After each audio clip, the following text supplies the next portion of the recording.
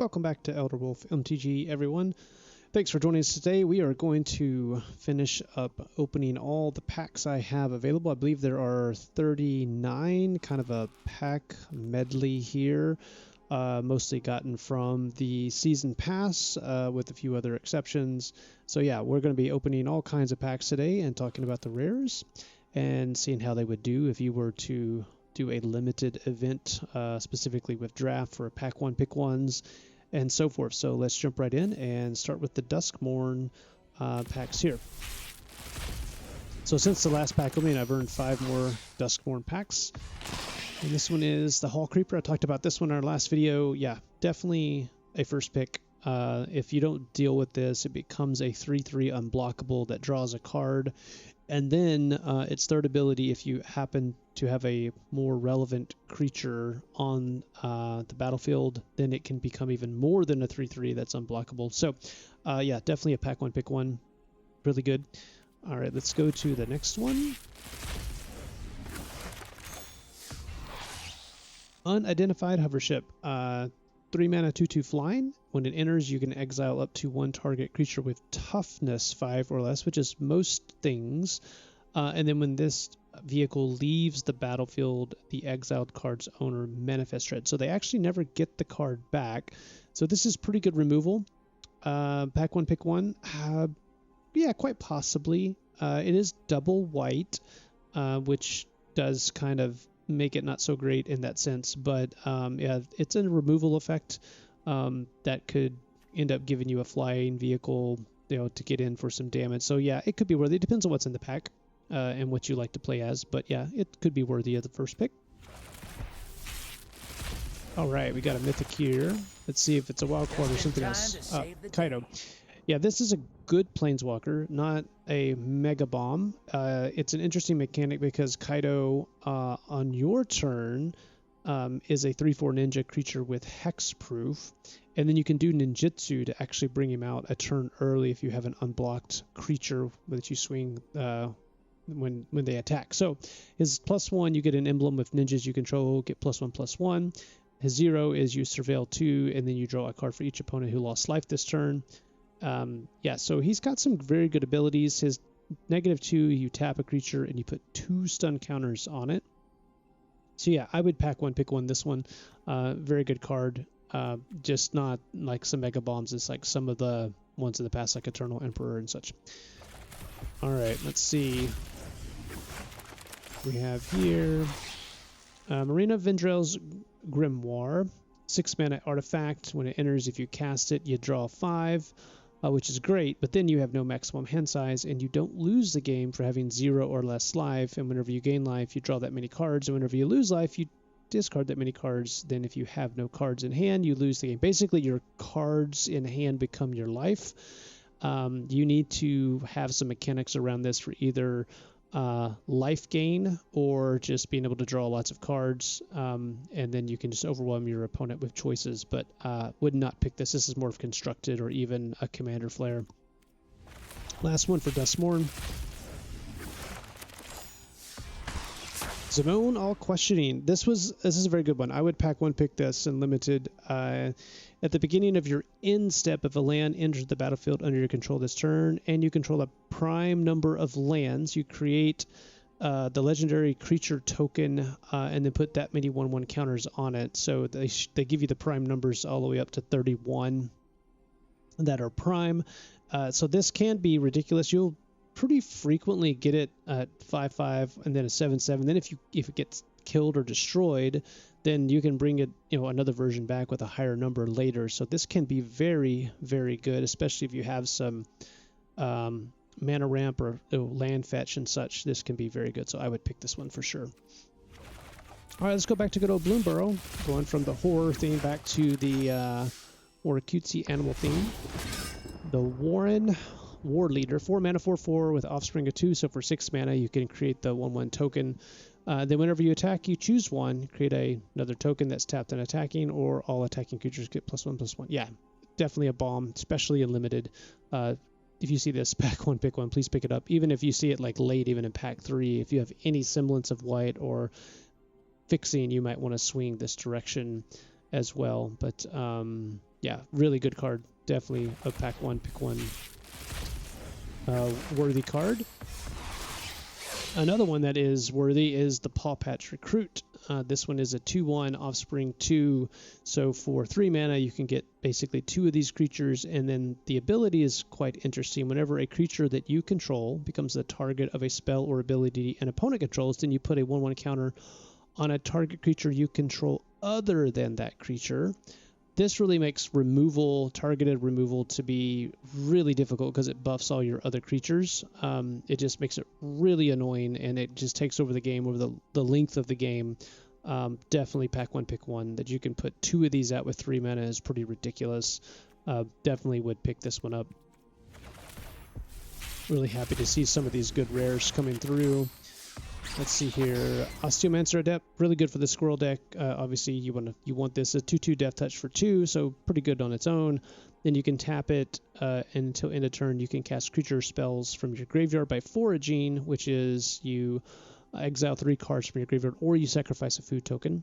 And if you do cast a spell, it puts a finality counter on it. So it's a good way to basically bring back creatures in your graveyard whenever you tap this. With forage ability. Yeah, it's really good. If I would pick this, and then you obviously want to go kind of hard, probably green-black in the Bloomburrow limited mechanic. Let's go to another one here. But we have Scrap Shooter. This one is 3 mana 4/4 reach, so really good stats in and of itself. And when it enters, if you gift the card, in this case the gift is gifting the opponent a card, then you destroy a target artifact or enchantment opponent controls. In Bloomburrow, this is really important, and even in Standard, this would be important because there's so many enchantments in Standard, but definitely worthy of a first pick for sure. Puts you into hard green, but yeah, green's been pretty good in Bloomburrow anyway, so I would go ahead and pick it.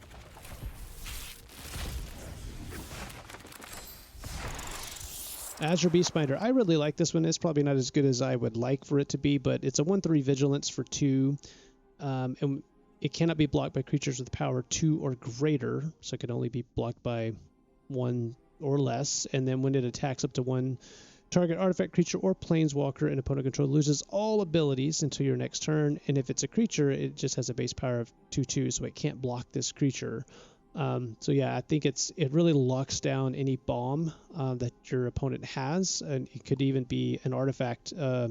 Doesn't have to be a creature. So yeah, really good lockdown mechanic with a little bit of poke damage. But I like this one a lot. I would probably pick this one first.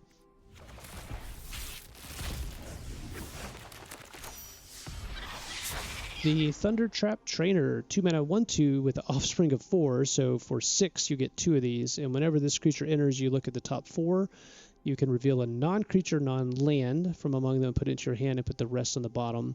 So in essence, for 6 mana, it's kind of like you get 2 creatures, most likely draw 2, especially if you're in like the spells deck or an artifact heavy deck, not guaranteed, but yeah, good. Really want to be in blue, obviously, if you do this. But I would probably pick it first. It's got some really high upside, so good early game, really good late game, and that's pretty much what you want to do. It'd be really amazing if this had like prowess or something on it, but it doesn't. Still solid card, solid pick.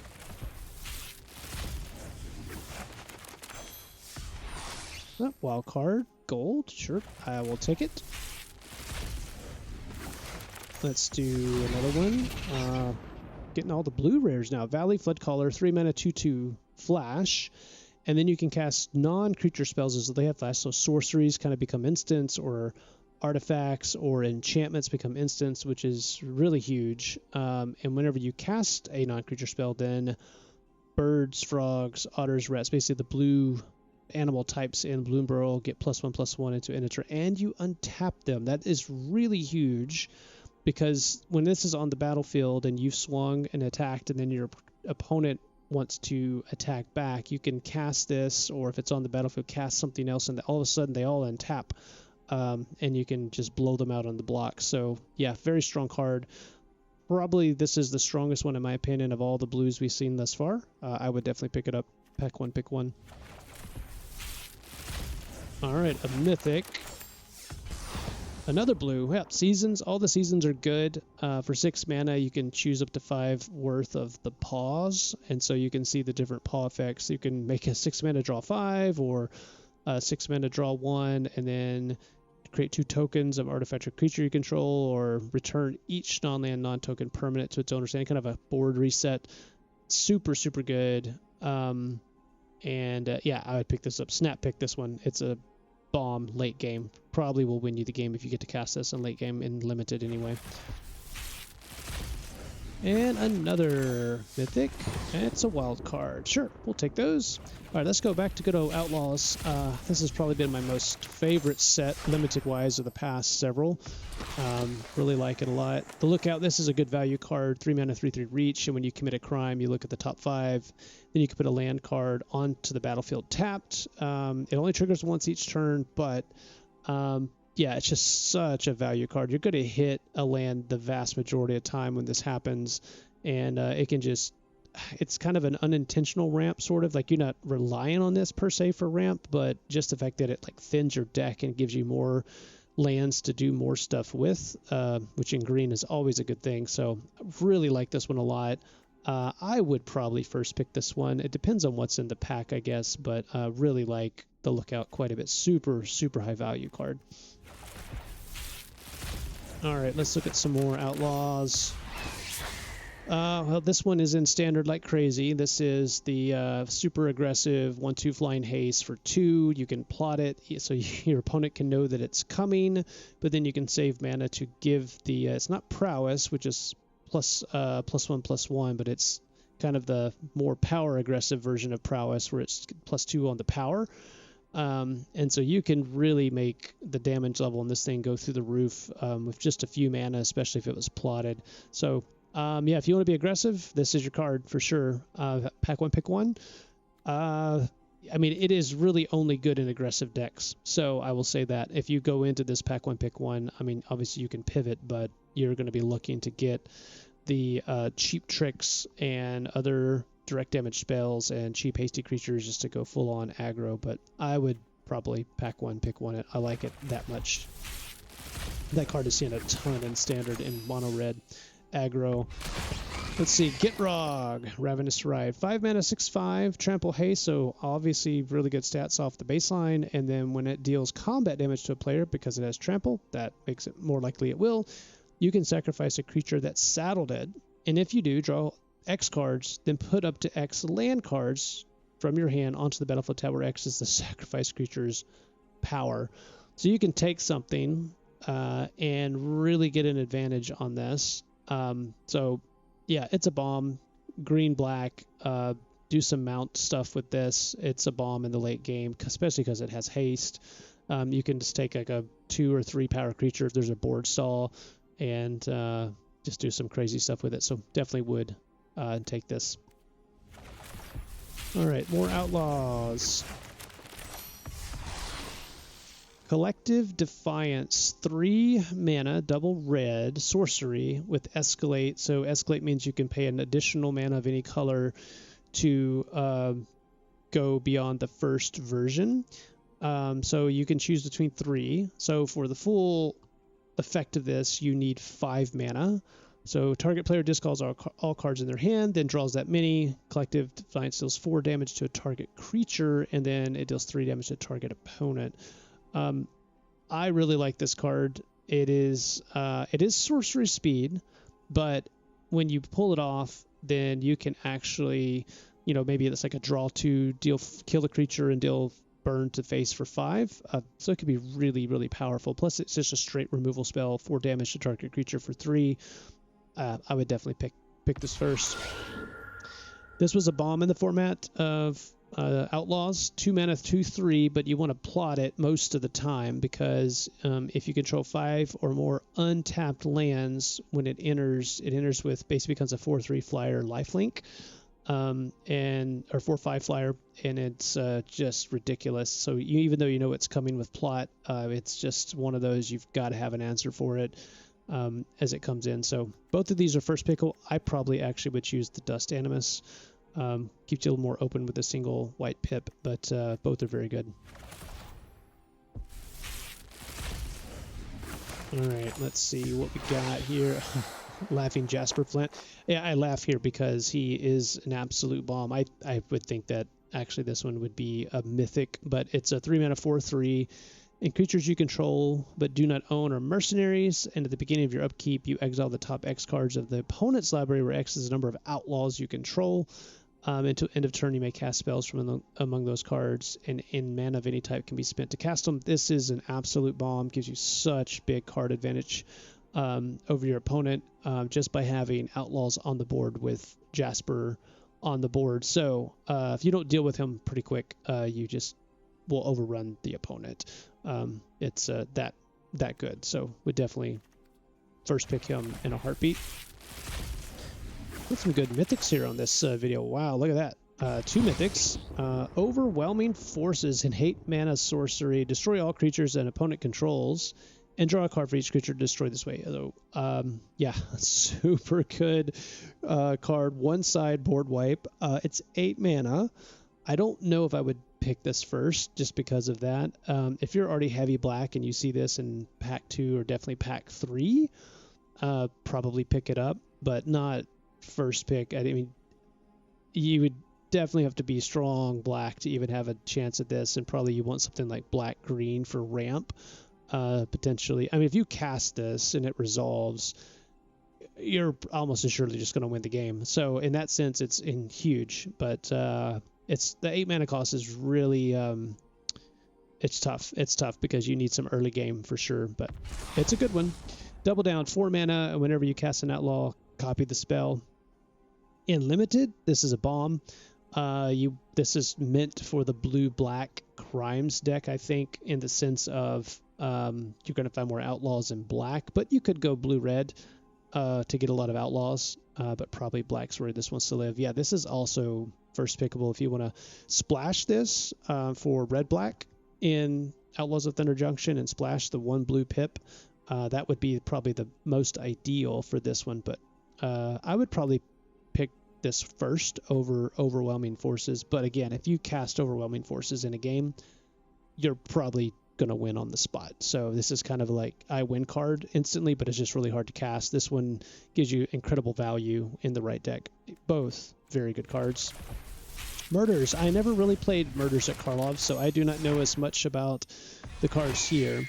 Coveted Falcon, 3 mana, 1/4 flyer, and when it attacks, you gain control of a targeted permanent you own but do not control, so you can get something back and disguise this, and when it is turn face up, target opponent gains control of any number of target permanents you control. Okay, so you draw a card for each one, so this way you can get the cards back. Basically, you're exchanging them for card draw. So interesting dynamic. Double color is always a little bit of an intimidator for me for a pack 1 pick 1. I don't know the set well enough to say if this is really, really good. I mean, it's got a cool effect, but it I probably wouldn't pick it pack 1 pick 1, but who knows, there's probably some really crazy combos in it that you can do with that. Cryptic Coat, 3 mana, and when it enters, you cloak the top card of your library and attach it to it. So cloaking it means you put it as a 2/2 creature with Ward 2, and then you can turn it face up anytime for its mana cost. So kind of like Manifest Dread in terms of the mechanics. And then the creature gets +1 power and cannot be blocked, and then you can return Cryptic Coat to its owner's hand for 2 at instant speed. So that means you can keep doing this kind of over and over if you want to. Yeah, really good card. I would pack 1 pick 1 this one for sure. Really great value card, which I'm always a fan of. Aurelia, Lawbuff, 5 mana 4/4, Flying Vigilance, Haste, so amazing stats off the. And then whenever a player attacks with 3 or more, you draw a card. When they attack with 5 or more, this deals 3 damage to each opponent, and you gain 3 life.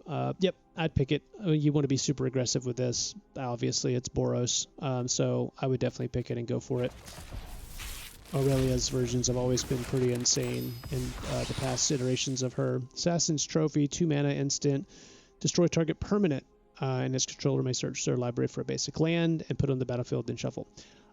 I would probably pick this first, but it is double color, which really puts you, tied to that color very strongly, but the effect is huge. I would potentially, yeah, pick this up. But, you know, if it's a pack 2 or pack 3 and I'm in green or black, but not the other one, I would probably look to try to splash something like this, because in late game it could just take away a bomb and go forward from there.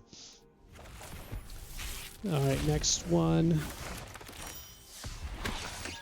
Homicide Investigator, 2 mana, 2/2, and whenever one or more non-token creatures you control die investigate, it only triggers once per turn. Yeah, it's really good. I would probably take it. It's got a really great value mechanic on it. If there was hard removal, I might be interested in that as a first pick, but this is a really good value card, especially if you have sacrifice mechanics where you can get, or if you have like triggers for artifacts entering or triggers for tokens being destroyed, then this becomes really, really good.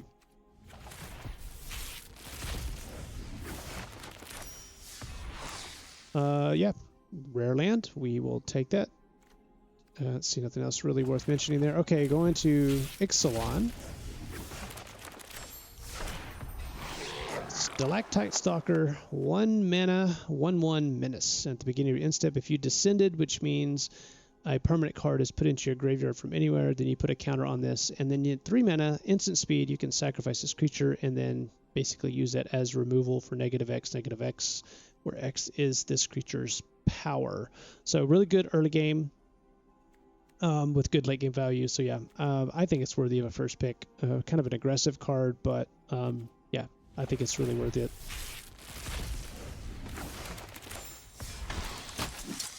An Impicall, the 1000th Moon, the Boros, 1/2, and whenever you attack with one or more non-gnome creatures, you put a counter on this creature, and then you create X 1/1 gnome artifact creature tokens that are tapped and attacking, where this X is a NIM's power. Or sorry, X is the number of counters on a NIM. So this can take over the game because a NIM doesn't have to attack to make it happen. A NIM can just sit back and just, yeah, and then just make the gnomes go forth. So yeah, definitely a bomb. I would pick this first. Super good, go wide mechanic. That's what Boros wants to do. Fabrication Foundry, 2 mana artifact. Tap it to add a plains, and you can only use this mana to cast an artifact or activate an ability of an artifact. And then for 3 mana, you can exile one or more other artifacts you control with a total mana value of X, and then return target artifact card with mana value X or less from your graveyard to the battlefield. Yeah, so basically you can recycle artifacts in essence. So artifact heavy deck, if that's what you want to do, definitely pick this one up. You will be using it a lot. Get Lost, 2 mana instant, destroy target creature, enchantment, or planeswalker, and the controller creates 2 map tokens. So white doesn't usually get this effect. I like it when white gets these types of effects because yeah, it gives them the flexibility of removal that a lot of time they don't have. Of course, there's an extra price because it's in white, and that your opponent gets 2 map tokens, or most of the time your opponent. You could also destroy your own creature to create 2 artifacts, which is sometimes relevant. But yes, I would like this. Probably would, I don't know about pack 1, pick 1, but if I'm in white and I see this pack 2 or late pack 1 or pack 3, I'm definitely snatching this one up. Let's go and see. Oh, there you go. 2 Fabrication Foundries. Maybe I should create an artifact focus deck. Tarian's Journal, 2 mana. Tap it to sack another artifact or creature to draw a card, activate only as a sorcery, and then you can pay 2 and discard your hand and transform this, which could just add a swamp, or tap it to cast a creature spell from your graveyard. If you do, it has a finality counter, and it is a vampire, so good graveyard value. Yeah, I would take it for sure. No doubt. Late game, super awesome late game. You can just keep recycling, creatures at least one more time. So I would definitely choose that one. Throne of the Grim Captain. So 2 mana, tap it to mill 2, And then you can craft with a dinosaur, a merfolk, or a pirate, and a vampire, and you pay 4. So it becomes back as 7/7 menace, trample, lifelink, hexproof. So an amazing card. And whenever this attacks, each opponent sacrifices a non-land permanent, and then you may put an exiled creature card used to craft the Grim Captain onto the battlefield under your control, tapped and attacking. Super good value card. If you have other ways to mill as well, then this could be interesting. The problem is you have to have a dinosaur, a merfolk, a pirate, and a vampire to craft it. So you're going to have to really build around this. If you can do it, it's amazing. In limited, probably going to win you the game, but that's a lot of work. I'm not sure if I would pick that one up, but a lot of fun if you can make it work. Kudos to y'all who have done it in this set. I never played Lost Caverns of Ixalan. I'm sure losing against that is never fun. Echoing Deep's Cave. It can copy any land card in a graveyard except it's a cave. That's an interesting. So yeah, interesting because in this set there's a lot of lands that you can sacrifice and put it into graveyards. So you can make this kind of a, can't be guaranteed fixing, but you can get some good value from it later. I would not pack one, pick one this, but sure, late pack 1, 2, or 3, and it's still floating around, I would grab it for sure. Well, if you're in the cave deck. All right, Wilds of Eldraine. I did like this set a lot. Yeah, rare land, we'll take it. So this is the one for 3 mana. It becomes a 2/2 red-white ox. And then when that creature attacks, you put a 1/1 counter on target creature you control. You could put it on itself as well. So yeah, this is a great land. I like these lands a lot.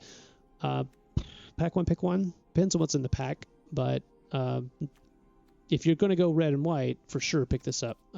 Super good card for that. There's a mythic and a rare. So Virtue of Strength, the adventure portion for 1 mana, return target creature or land card from your graveyard to your hand. And then if you tap a basic land for mana, it produces 3 times as much of that mana instead. Yeah, this is a good value card. Limited, yeah, I would probably pick it up. You could do some cool things in late game with this, just especially if you have heavy green. Bonus sheet, Polluted Bonds, 5 mana enchantment. Whenever a land an opponent controls enters, that player loses 2 and you gain 2. Yeah, that's a fun one. Which one would I pick between this if I had these two in the same pack 1, pick 1? I would probably choose Polluted Bonds. That just seems a little more fun, a little more guaranteed actually to cast. And it just brings you value potentially for the course of the game. Obviously, they can hold on to the lands, but that's an interesting one for sure. I like this one. All right, let's see. Another rare land. This is the black-white, where it becomes a 1/4 nightmare. When it attacks, each player loses 2, or the defending player loses 2, and you gain 2. Yeah, really good land. All these are really good in the end because it gives you flexibility. What's the bonus sheet here? Enchantment, where you can loot for 2 or just draw a card from it. Yeah, it's good. Solid, especially for enchantment decks. And the Brothers War. I did like the Brothers War quite a bit. All right, we got a mythic. The Blade Coil Serpent. So, super expensive. 6x, and it enters for each double blue. You draw a card, each double black. Opponent discards a card, each double red. It gets +1/+0 against trample and haste. So this fits in a lot of different decks. I would go ahead and pick this up. It's a late game bomb in whatever of the Grixis colors that you're in. You can do some pretty big damage with this one for sure. So yeah, I would pick it up. And that is it. Thanks everybody for watching. Hope you've enjoyed the content. We're going to come back with some more limited here in the very near future. If you like the content, please like and subscribe, and that really helps me out. Looking forward to the next pack openings as well as drafting that we'll do in the near future. Until next time, everybody.